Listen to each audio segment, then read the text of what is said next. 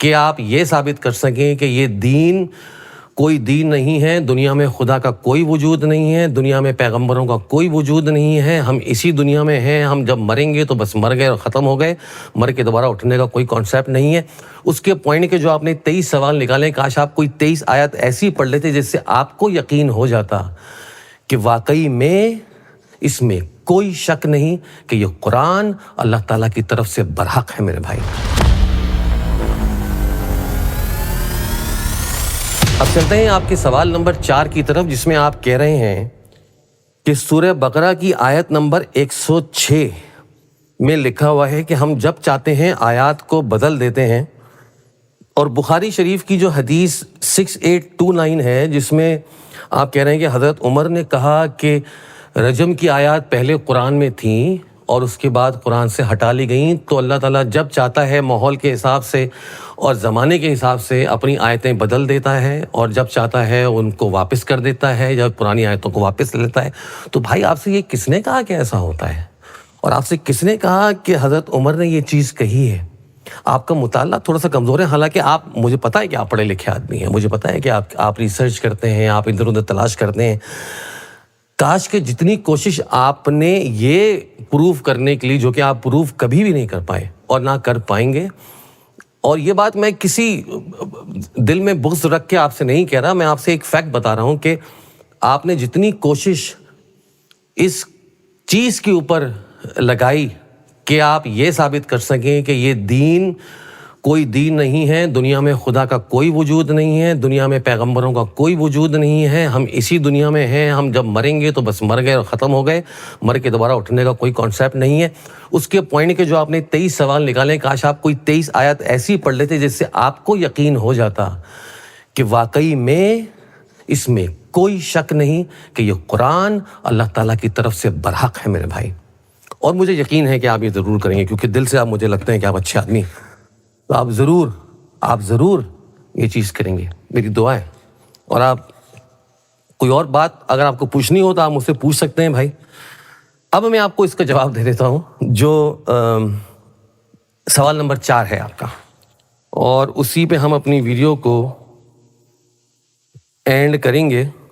اب میں آتا ہوں آپ کے سوال نمبر 4 کی طرف دوبارہ، جس میں آپ کہہ رہے ہیں کہ اللہ تعالیٰ آیتوں کو بدل دیتے ہیں۔ بھائی آپ نے ٹرانسلیشن بھی غلط پڑھی ہے، آپ نے شاید پڑھ کے مکس کر دیا اس کو، آئی ڈونٹ نو، اور آپ نے حدیث بھی غلط پڑھی ہے۔ اب میں آپ کو سمجھاتا ہوں کہ بیسیکلی یہ ہے کیا۔ رسول اللہ صلی اللہ علیہ وآلہ وسلم کے منہ سے جو کچھ نکلتا تھا، اور یہ اسی قرآن میں لکھا ہے، جس قرآن میں زمین کا ذکر ہے، جس قرآن میں پہاڑوں کا ذکر ہے، جس قرآن میں واٹر سائیکل کا ذکر ہے، جس قرآن میں یہ بتایا گیا ہے کہ بچہ کیسے پیدا ہوتا ہے، جس قرآن میں یہ بتایا گیا ہے کہ ہر چیز کو آپ نے نر اور مادہ میں پیدا کیا ہے، اسی قرآن میں۔ اور وہ قرآن جس کی کوئی بھی آیت، ایک بھی آیت کا ایک بھی لفظ آگے پیچھے نہیں ہوا 1450 سال کے اندر۔ آپ مجھے کوئی ایسی کتاب نہیں دکھا سکتے جس کتاب کے اندر یہ معجزہ رونما ہو چکا ہو یا ہو رہا ہو کہ آپ نے وہ کتاب لکھ کے رکھی، اور مختلف ملکوں میں، مختلف کنٹریز اراؤنڈ دا ورلڈ آپ نے وہ کتاب کی کاپیز بھیج دی ہیں، اور ہر جگہ یہ نئی کتاب پرنٹ ہو رہی ہے، ہر جگہ قرآن کی نئی کاپیز پرنٹ ہو رہی ہیں، لیکن کسی کے اندر کوئی بھی ڈفرینشیٹ نہیں کر سکتا۔ اسی کتاب میں اللہ تعالیٰ کہہ رہے ہیں، اچھا تو کوئی بھی ڈفرینشیٹ نہیں کر سکتا، اس کے اوپر جو اللہ تعالیٰ اسی کتاب میں اللہ تعالیٰ یہ فرماتے ہیں کہ تمہارے رسول کی زبان سے جو نکلتا ہے وہ ان کے اپنے دل کی بات نہیں ہوتی،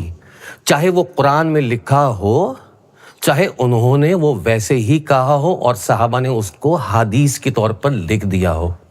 تو جو حدیثیں ہمیں ملتی ہیں وہ ساری احادیث وہی ہیں جو اللہ تعالیٰ نے آیات کی صورت میں رسول اللہ صلی اللہ علیہ وسلم کے اوپر نازل فرمائی ہیں۔ اب ان آیات کے اندر اللہ تعالیٰ کی مرضی، اور اللہ تعالیٰ نے جبرائیل علیہ السلام کو فرمایا، اور جبرائیل علیہ السلام نے رسول اللہ صلی اللہ علیہ وسلم سے کہا کہ اس میں سے کون سی آیت آپ کو قرآن میں رکھنی ہے اور کون سی نہیں رکھنی ہے۔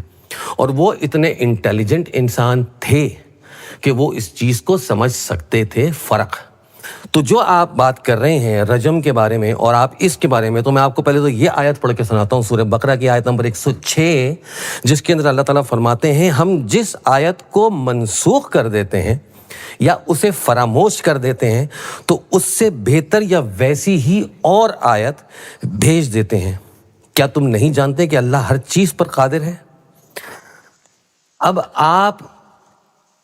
نے جو رجم کی بات کی اس کے اوپر جو حدیث ہے بخاری شریف کی حدیث نمبر 6829 جس کا آپ نے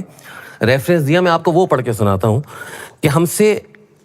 علی بن عبداللہ نے بیان کیا، کہ ہم سے سفیان نے بیان کیا، ان سے زہرا نے، اور ان سے عبید اللہ نے، اور ان سے ابن عباس رضی اللہ عنہ نے بیان کیا کہ عمر رضی اللہ تعالیٰ عنہ نے کہا کہ میں ڈرتا ہوں کہ کہیں وہ وقت گزر جائے اور کوئی شخص یہ کہنے لگے کہ کتاب اللہ میں تو رجم کا ہمیں کوئی حکم ہی نہیں ملتا۔ وہ یہ ڈرتے تھے کہ کوئی یہ نہ کہنے لگے زیادہ وقت گزر جائے، اور جو کہ یہی ہو رہا ہے۔ آپ اور آپ جیسے بہت سارے لوگ اور ہم جیسے بہت سارے لوگ بھی یہی کہتے ہیں کہ جی رجم کی جو سزا ہے یہ تو بہت خطرناک سزا ہے اور یہ تو بہت انجسٹس ہے انسانیت کے طور پہ۔ وہی بات یہ کہہ رہے ہیں کہ میں ڈرتا ہوں کہ کہیں زیادہ وقت نہ گزر جائے اور کوئی شخص یہ کہنے لگے کہ کتاب اللہ میں تو رجم کا حکم ہمیں کہیں نہیں ملتا، اور اس طرح وہ اللہ کا ایک فریضے کو چھوڑ کر گمراہ ہوں جسے اللہ نے نازل کیا ہے۔ تو اللہ نے نازل کیا ہے رجم کو، لیکن اس کو قرآن میں ڈالنے کے لیے نازل نہیں کیا، جس طرح سے اور بہت ساری باتیں رسول اللہ صلی اللہ علیہ وآلہ وسلم نے اپنے سارے صحابہ کے درمیان اور بھرے مجمع میں اور جمعۃ الوداع کے خطبے میں تمام مسلمانوں سے کہیں۔ وہ ساری باتیں قرآن کے اندر موجود نہیں ہیں، لیکن وہ ساری باتیں آیات ہیں۔ کیوں آیات ہیں؟ کیونکہ رسول اللہ صلی اللہ علیہ وآلہ وسلم کے اوپر جبرائیل علیہ السلام کے تھرو جو بات اللہ کی طرف سے آتی تھی وہ ایک آیت ہی تھی۔ اب اس میں قرآن میں کس کو رکھنا ہے کس کو نہیں رکھنا یہ کام اللہ تعالیٰ کا تھا، اور اس کام کی ذمہ داری اللہ تعالیٰ نے جبرائیل علیہ السلام سے کہہ کر رسول اللہ صلی اللہ علیہ وسلم پر رکھی، اور انہوں نے اس کام کو بخوبی باسلوبی انجام دیا ہے، جس کے نتیجے میں یہ قرآن آج ہمارے سامنے موجود ہے، جس میں کوئی بدلاؤ نہیں، کوئی چینج نہیں۔ تو وہ فرماتے ہیں کہ آگاہ ہو جاؤ کہ رجم کا حکم اس شخص کے لیے فرض ہے جس نے شادی شدہ ہونے کے باوجود زنا کیا، بشرطے کہ صحیح شرعی گواہوں سے ثابت ہو جائے، یا حمل ہو، یا کوئی خود اقرار کرے۔ سفیان نے بیان کیا رضی اللہ تعالیٰ عنہ کہ میں نے اسی طرح یاد کیا تھا، آگاہ ہو جاؤ کہ رسول اللہ صلی اللہ علیہ وآلہ وسلم نے رجم کی سزا خود دی بھی ہے، اور آپ کے بعد ہم نے بھی رجم کیا ہے، اس کی سزا دی ہے۔ اب یہ چیز صاف پوائنٹ اس کے اوپر واضح ہے کہ جو آپ نے اپنا چوتھا پوائنٹ رکھا وہ بھی نل اینڈ وائڈ، وہ آپ نے حدیث بھی غلط پڑھی اور آپ نے جو قرآن کا ترجمہ تھا وہ بھی غلط پڑھا۔ اس کے اوپر اگر آپ کو کوئی ڈیٹیل بات کرنی ہو تو آپ مجھے کانٹیکٹ کر سکتے ہیں، میں آپ کو اس میں مزید جتنی بھی آپ کہیں گے اتنی لاجیکل گفتگو کے ساتھ آپ سے اس چیز کو ایکسپلین بھی کر دوں گا۔ آج کی ویڈیو ہم یہیں سماعت کرتے ہیں، انشاءاللہ آپ سے ملاقات ہوگی۔ اپنا خیال رکھیے۔ السلام علیکم ورحمۃ اللہ وبرکاتہ۔